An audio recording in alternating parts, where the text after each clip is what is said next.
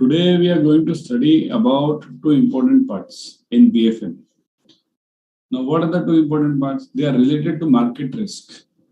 Now, what are the related? It's calculation or testing of market risk. How we come to know about the market risk. Okay. So let's start with the motivational quote. When obstacles arise, you change your direction to reach your goal. You do not change your decision to get there, right? So you shouldn't change your ultimate goal. You can change the ways of doing it. Okay. Download Adda 24/7 app on your mobile. Tell your friends, share on the social media so that everyone does it. You'll get various updates on all the government exams and also the study material as well as the video lectures on this. Use this code Y432 to avail flat 77 to 80% discount on this app. Okay, tell your friends, share on the social media also. Okay, so now our focus today is stress testing, back testing, and some models for that. So that is a prime focus. Back testing. So basically, where are they used? Stress testing and back testing. They are used for market risk. Okay.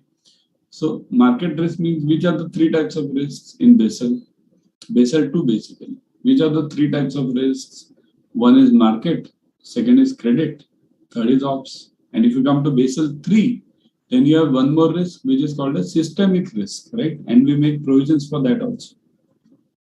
So all these, basically if you talk of Basel 2 only, so these three risks, market risk, operations and credit risk, these are to be covered, and the risk-weighted assets related to these three are to be taken into account while calculation of CRAR. So how to study this market risk? On what basis? Here, market risk is studied using two main methods, that is backtesting and stress testing. Now, what is backtesting? Here, it's very simple. I'll give you one simple logic for this. Backtesting means previous results, previous, let's say 20 years results or 30 years results. They are checked and it is assumed that the model or their portfolio won't go beyond, means the VAR, value at risk. Now, what is VAR? Value at risk means? Value at risk means total loan given minus the collateral, means after applying the haircuts for both. Okay. So what are haircuts? Haircuts means the collaterals when they are reduced using the present market situation and the loans they are increased using the present market situation. There are percentages for that. And we have studied that haircut earlier also in our lecture. So those haircuts are applied, and after that, what do we get? Now, what we get is this. This market means basically this risk, whichever this VAR arises, value at risk. Now, it is a process where the model-based VAR is compared with the actual performance. Now, actual performance of how many years? Generally 20 years. It depends on the bank-to-bank variation. How deep or how long the bank wishes to go, it depends on that. It tells us whether the results fall within the pre-specified confidence bonds as predicted by the VAR models. Means, if you have a portfolio, I'll show you a graph also after this. Once we complete this stress and back. So if you have a portfolio, then at what means how much, what are the chances that your portfolio's VAR, value at risk, will go beyond the acceptable levels? That is basically backtesting. Okay. Then what is stress testing? So it seeks to determine possible change in market value of the portfolio that could arise due to non-normal movement in one or more market parameters. Now, what do you mean by this? Non-normal movement. Now, what is normal movement and what is non-normal movement here? We have studied this in ABM also, right? Normal distribution. Normal movement means it's like a bell curve. Bell curve. We see the bells in the temples, the same bell. Okay. So normal movement means it's in the bell curve. And non-normal movement means it is outside this bell curve. Okay. So anything which is outside this bell curve, will be considered as non-normal movement. Okay. So now coming back, if non-normal movement I have to see, so how will I know whether something is non-normal or so? What will I do? All the points which I have plotted, I'll do a simple thing. I'll try to find a bell curve from these points. Suppose let's say these white points. I'll try to make a bell curve from this. Okay, normal curve. And whichever point falls beyond that, that will be my non-normal movement. Okay. So that way, always the bell curve is first formed, and based on that, the stress testing is done. So possible change in market value of the portfolio that could arise due to non-normal movement means normal movement means what you have expected the thing to happen. Bell curve movement is we are expecting the thing to happen. There are three types of these percentages also, right? 66, 95, 99, right? One side, two side, and three side. You check my earlier lectures. Okay, one standard error, two standard error, and three standard errors. So once you know you are in one side, two side, three side, or 60, 68, 95, 99% bell curve. So you are expecting the things to happen. But if something is going beyond that, then it's a non-normal movement. So which are the elements which move in non-normal movement, which are not in your hands? That is interest rate, because that's not in your hand, liquidity, inflation, exchange risk, exchange rate, and stock prices, right? You don't have anything in your hands. These are totally depend on the market tendency, right? So just to give the summary of the stress and back, this involves testing of how well a portfolio performs under some of the most extreme moves seen in last 10 or 20 years. Means extreme moves when I am having that, there the stress testing is done. And backtesting tests how well VAR estimates would have performed in the past. Means normal movements, it's backtesting. It's extreme movements, means beyond this non-normal, it's stress testing. Got this point? So we could ask the question, how often an actual 10-day loss greater than 99% 10-day VAR be greater than 99% 10-day VAR? Okay. Can anyone answer this to me? Means 99% VAR, this 10-day VAR. How can how long can this go? Means how many days out of these 10 days for 99% will my value at risk be more than what is expected? So it's like this. For 100 it is 99. For 10 days it will be 9.9, right? So my value at risk will be, let's say this is 100. That's why, let's say I say 1000 days. So for 100 days it's 99. So 1000 days it will be what? 990. So for 990 days, my portfolio will be within my range of normal movement. And 10 days, it will be outside the range of my normal movement. Means 10 days, I'll have to do this stress testing. And 990 days, back testing will be okay. Right? So back testing is always done for normal things. Normal things in the sense which don't go beyond the expected levels, and stress is always done for those extreme cases. Okay. Now this is an example. Now see this. How the portfolio moves. Stress test contribution report. High stress scenario means what? See this. There are three types of basically losses we consider in stress: PD, LGD, and third one is not given over here, EAD. Right. So PD means potential default. LGD means loss given default, right? So, and third is that value EAD, expected, and this AD means expectations after default actually, EAD it's called. So, PD and LGD, these are the two main ones. So, PD, LGD, how do you define? Means if the PD stress is to be calculated, we are just focusing on stress testing now. If the PD stress is to be calculated, means the stress level or the stress on my portfolio. So it will be 2.43%. These are just examples. And loss given default stress means if there is a loss to my portfolio for, let's say, 99%, this 99%. So 10 days, let's say, if 10 days my portfolio will be outside the expected level. So in that case, what can be my loss and what is my loss percentage or LGD stress to me? So it's 1.13%. This is the stress percentage. Okay. So PD, this is how the models are drawn. Okay. So for PD stress, I'll be focused, means I'll be exposed to 2.43% of stress. Here, 1.13% of stress. So what will I do? I'll add them. And even I'll add the remaining stress parameters also. Okay. Then 4 tests applied are simple sensitivity test, scenario test, next is maximum loss theory, and EVT, extreme value theory. So what is that? See this.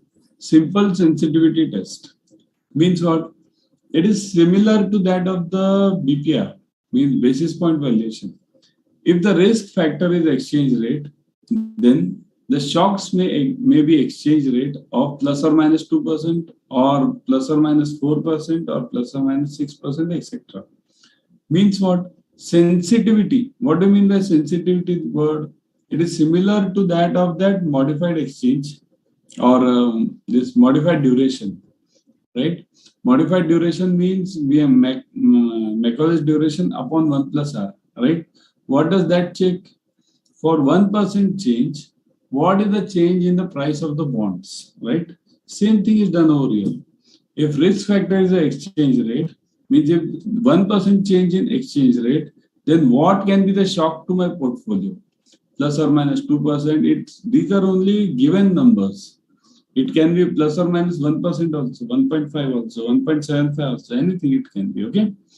So sensitivity, understand the concept of sensitivity. Sensitivity means for 1% change in the baseline exchange rate or whatever the risk factor I am taking, what is the change in the portfolio, right? Value of the portfolio. Next is scenario. It's a leading stress technique, testing technique. The scenario analysis specifies the shocks if possible events occur. It assesses potential consequences for a firm of an extreme. It is based on the extreme historical event or hypothetical event. Now, what do you mean by this? See here, whenever we see this scenario analysis, what do you mean by this? What is this graph? This graph is an example of scenario analysis. Means high stress scenario. See this. This is one scenario which we have calculated or we have drawn. That if I get the PD stress, it's at 2.43%. Similarly, I get LGD stress, 1.13%, correlation stress, this much. Then in that case, what will be my total loss? Or how much risk will I be subject to? Or my portfolio be subject to? That is the meaning of this scenario. So there are various scenarios which are drawn. Nowadays, with the computerization, these scenarios come within half a second. Just click it and you get it, right? Means it will be like this. If my rate of interest changes by 1%, then let's say this is the case. Then if it changes by 2%, then the graph will be totally different. Scenario will be. So my treasury guy, it will be easy for my treasury guy to understand for which scenario he is at the least risk. Okay. So that is scenario testing. The scenario analysis specifies the shocks that's done if it assesses possible consequences for a firm of an extreme, means whatever extreme plus or extreme minus. Okay, it is based on historical event or hypothetical event. Okay, maximum loss. The approach assesses the risk of the portfolio by identifying most potential combination of the moves of the market risk. See here. Most potential combination. This word you have to remember in CAIIB. So maximum loss will always consider using generally what happens. And generally what happens in the sense when something happens, what is my maximum loss which my portfolio will be subject to and which has been subject to in the past. So considering the past events and the maximum loss which is there in the past events, I'll take that much amount into consideration of the loss. Okay. So my maximum loss theory says basically remove all the profits and imagine all the losses, right? EVT, extreme value theory. The theory is based on the behavior of tails, a very high and very low potential values of the probable distribution. Now, what do you mean by this word tails over here? Here, like if you see in 2008, the Lehman Brothers crisis had happened. Similarly, 2020 Corona crisis had happened. So, did that affect only one sector? It affected all the sectors, right? Lehman Brothers affected starting from real estate to banking to constructions also. Everything got a stampede basically, right? Similarly, this COVID also, all the sectors were beaten, right? So what does this mean?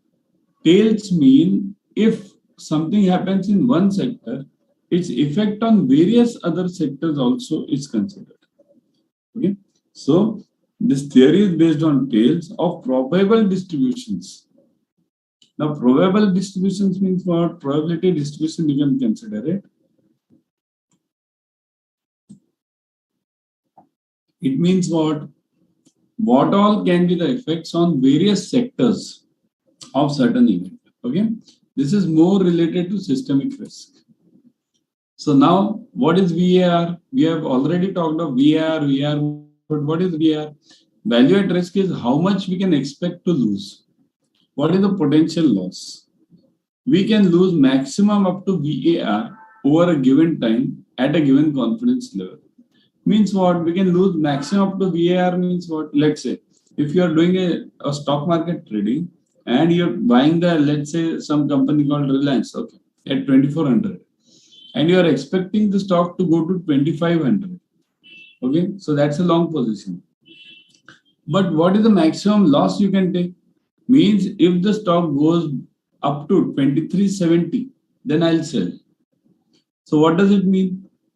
Although I have put 2400 while buying that one stock, is my full 2400 at risk? No.